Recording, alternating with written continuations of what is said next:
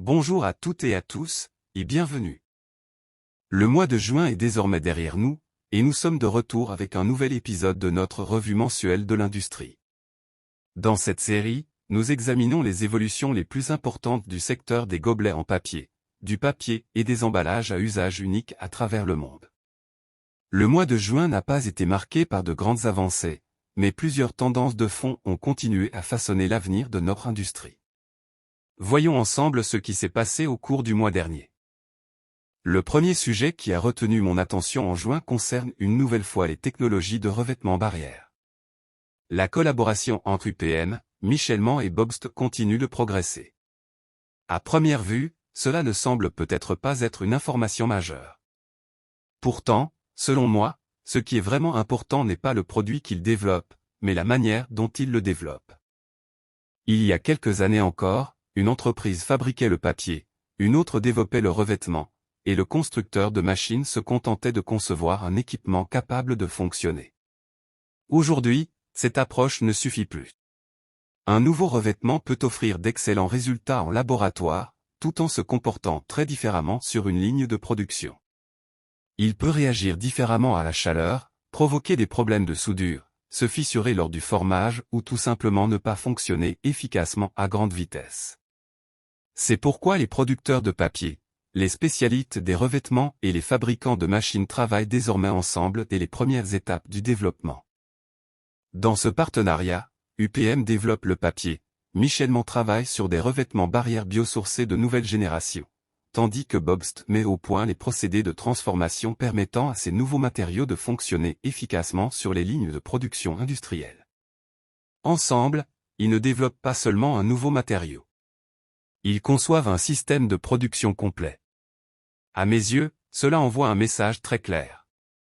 À l'avenir, la concurrence ne portera plus uniquement sur la meilleure qualité de papier ou la machine la plus rapide. Elle concernera la capacité à concevoir le meilleur système dans son ensemble. Pour un industriel, ce qui compte n'est pas un produit performant en laboratoire, mais un système capable de fonctionner de manière fiable pendant toute une journée de production. Le deuxième sujet marquant du mois de juin concerne l'évolution continue de la réglementation environnementale en Europe. Ce débat est loin d'être terminé. Les autorités européennes ne considèrent plus les emballages à usage unique comme de simples déchets. Elles évaluent désormais l'ensemble du cycle de vie du produit, depuis les matières premières et la fabrication jusqu'à son utilisation et son recyclage. Autrefois, il suffisait qu'un gobelet en papier soit recyclable. Aujourd'hui, les questions deviennent beaucoup plus précises. Quel type de revêtement est utilisé? Quel produit chimique contient-il? Peut-il réellement être séparé et recyclé dans les installations existantes? Quel est l'impact environnemental des matières premières utilisées? En d'autres termes, il ne suffit plus d'affirmer qu'un produit est durable.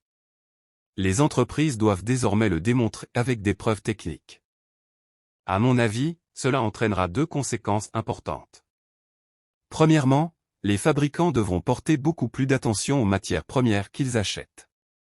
Choisir un papier uniquement en fonction de son prix ne sera probablement plus suffisant. Deuxièmement, les fabricants de machines devront eux aussi s'adapter.